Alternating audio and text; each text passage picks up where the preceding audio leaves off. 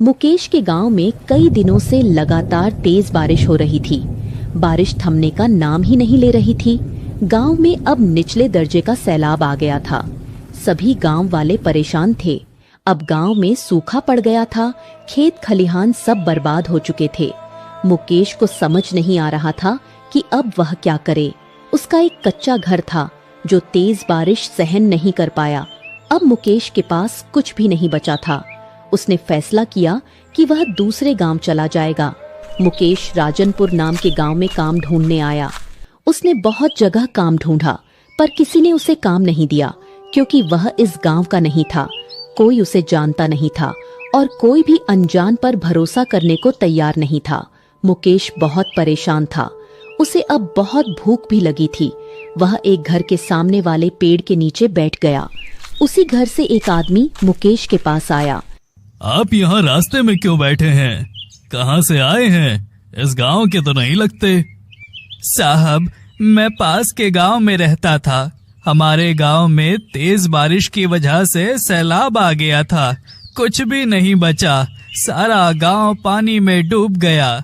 मैं मजदूर हूँ, वहाँ अब कोई काम न था, सो इसी कारण इस गांव में पनाह लेने आ गया। परंतु यहाँ तो मुझे कोई काम नहीं दे रहा। कल से भूखा हूँ। तो ये बात है। मेरे पास तुम्हारे लिए एक काम है, अगर तुम्हें एतराज ना हो। तुम मेरे पास काम कर सकते हो, परंतु काम थोड़ा सा मुश्किल है। मैं तुम्हें 500 रुपए हर महीने के हिसाब से दूंगा और खाना भी मुफ्त मिलेगा। साहब जी, ये तो बहुत भला हो जाएगा मेरा। मुझे और क्या चाहिए? क्या काम करना होगा मुझे? मेरे पास 30 गाय और 25 बकरियां हैं। उनकी देखभाल करनी होगी, उनकी साफ सफाई, सब काम देखना होगा। ये इतना आसान नहीं है, मैं जानता हूँ। अगर तुम करना चाहो तो मैं तुम्हें काम दे सकता हूँ। साहब जी, मैं ये काम कर लूंगा और पूरी ईमानदारी के साथ करूंगा। परंतु मुझे आपसे एक और विनती भी करनी है। मेरे पास रहने की कोई जगह नहीं है। कृपया मुझे रहने के लिए भी कोई ठिकाना दे दें। सेठ ने मुकेश को ध्यान से देखा, फिर कुछ सोचकर कहा, मुकेश, गौशाला के पास ही मेरा एक डेरा है। वहाँ एक कमरा है जहाँ मेरा एक और मुलाजिम रहता है। तुम वहाँ रह सकते हो। सेठ, आपका बहुत बहुत धन्यवाद। अगले दिन से ही मुकेश काम पर लग गया। वह बहुत मेहनत और दिल से काम करता। इतनी सारी गायें और बकरियां संभालना उसके लिए बहुत मुश्किल था, पर मजबूरी थी। उसे काम करना ही पड़ा। वह रात तक अपने काम में व्यस्त रहता। मुकेश के साथ सेठ का एक नौकर भी रहता था, जिसका नाम साजन था। साजन मुकेश से अच्छे से बात नहीं करता था, क्योंकि उसे मुकेश के साथ कमरा बांटना पड़ रहा था, जो उसे बिल्कुल पसंद नहीं आया। ऊपर से मुकेश की मेहनत देखकर सेठ भी उससे बहुत खुश थे। यही बात साजन को चुभ रही थी। वह चाहता था कि किसी तरह मुकेश यहाँ से चला जाए। एक सुबह सुबह ही सेठ उनके कमरे में आए। उन्हें देखकर दोनों हैरान रह गए। मुकेश, तुम बहुत अच्छा काम कर रहे हो। मैं तुम्हारी मेहनत और ईमानदारी से बहुत खुश हूँ। अब दूध काफी बेहतर और ज्यादा मिल रहा है। ये सब तुम्हारी मेहनत का ही नतीजा है। इसलिए अब से तुम्हें 800 रुपए दिए जाएंगे। इसी तरह दिल से काम करते रहना। सेठ ने साजन से कुछ नहीं कहा और वहां से चले गए। अब साजन मन ही मन मुकेश से जलने लगा। ऐसे ही 2 साल बीत गए। मुकेश अपने सारे पैसे बचाता रहा। अब उसके पास काफी पैसे इकट्ठा हो गए थे और वह सेठ का काम भी बहुत अच्छे से करता था। एक दिन मुकेश गांव के बाजार में अपने लिए कुछ सामान लेने आया। वहां उसने 2 लोगों को आपस में बातें करते सुना। अरे सुना तुमने, गांव में आजकल कितनी चोरियां हो रही हैं। कल रात बेचारे राकेश की सारी जिंदगी की जमा पूंजी चोरी हो गई। रो रो कर उसका बुरा हाल है। हाँ, मैं भी मिला था। बेचारा बहुत परेशान है। वो तो गांव छोड़कर शहर जा रहा है। ये सब सुनकर मुकेश परेशान हो गया। उसने बड़ी मेहनत से थोड़े पैसे जमा किए थे। उसका सपना था कि वह अपने लिए एक घर और खेती करने के लिए थोड़ी जमीन खरीदे। इसीलिए वह पैसे बचा रहा था। मुकेश सीधा गौशाला गया और बचा हुआ काम पूरा किया। जब वह कमरे में आया तो खाना आ चुका था। मुकेश खाना खाने बैठ गया। साजन देख रहा था कि मुकेश खोया खोया और परेशान लग रहा था। क्या हुआ है? आज कुछ परेशान लग रहे हो? कुछ नहीं, बस वैसे ही। मुझसे बता सकते हो सकता है मैं तुम्हारी मदद कर सकूं। मुकेश जानता था कि साजन उसे पसंद नहीं करता, इसीलिए वह अपनी परेशानी उससे साझा नहीं करना चाहता था। लेकिन जब साजन ने पूछा तो उसने सब बता दिया। साजन उसकी बात सुनकर कुछ सोचता है और कहता है, मुकेश, इसके दो हल हो सकते हैं। या तो तू शहर चला जा, वहाँ तुझे चोरी का खतरा नहीं होगा, या तो गांव में एक सेठ है जो लोगों के पैसे अपने पास अमानत पर रखता है, वहाँ गिरवी रखवा दे, फिर तेरा डर खत्म हो जाएगा। मुकेश साजन की बात पर गौर करता है। अगली सुबह साजन उसे सेठ के घर के पास ले जाता है। मैं इतना ही तेरा साथ दे सकता था, अब तू जाकर सेठ से बात कर ले, मुझे अपना काम भी करना है, मैं चलता हूँ। मुकेश साजन को जाता देख सेठ के घर के अंदर चला जाता है। कौन हो तुम और किस काम से आई हो? सेठ जी, मुझे आपके पास अपने कुछ पैसे रखवाने हैं। मैंने सुना है कि आप लोगों के पैसे ईमानदारी से अपने पास रखते हैं। मैं गांव में चोरी की खबर से परेशान हो गया था। ऐसी बात है। कितने पैसे हैं तुम्हारे पास? सेठ, 9,500 हैं। अच्छा, लाओ दो, मैं रख लेता हूँ। तुम जब चाहो आकर मुझसे अपने पैसे लेकर जा सकते हो, मैं अच्छे से संभाल कर रखूंगा।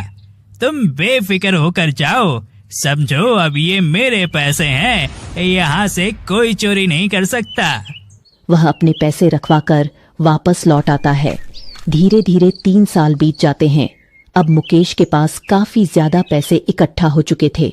वह सेठ के पास जाकर कहता है, सेठ, आपका बहुत धन्यवाद। आपने मुझ गरीब को काम दिया, 2 समय का खाना दिया, मेरा इतना ख्याल किया। मेरे पास इतने पैसे अब हो गए हैं कि मैं अपना घर खरीद सकूं। ये सब आपके कारण हुआ। मुकेश की आंखों में आंसू आ जाते हैं।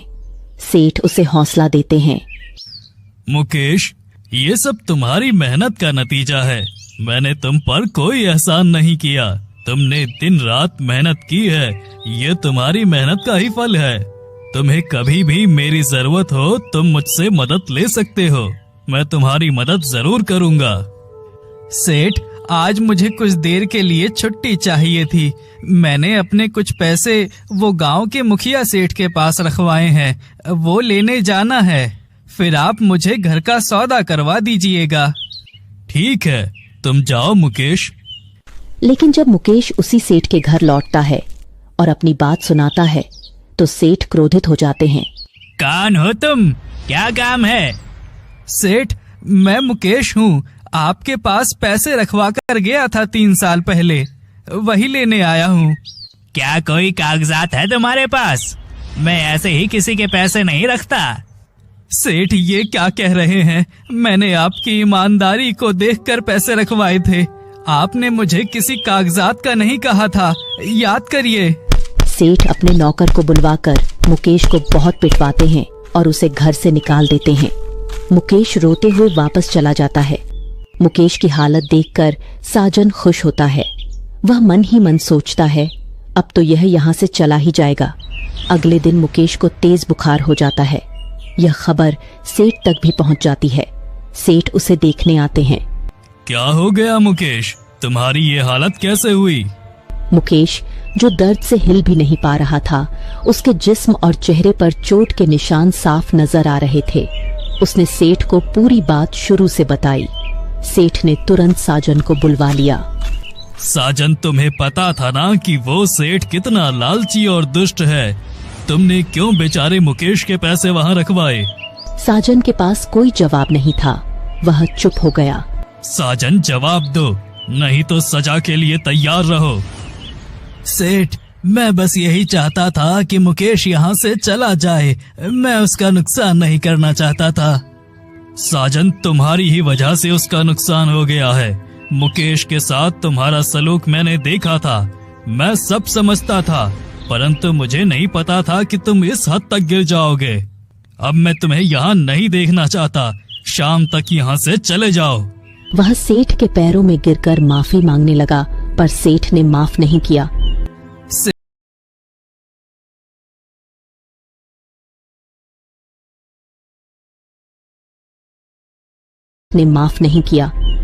सेठ, साजन को माफ कर दें।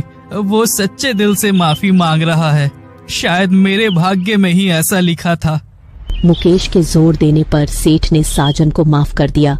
साजन को अपनी गलती का एहसास हुआ। उसने मुकेश और सेठ को एक योजना बताई। मुझे उम्मीद है मेरे पैसे मुझे मिल जाएंगे। फिर सेठ एक बड़ा बक्सा लेकर मुखिया सेठ के पास पहुँचे।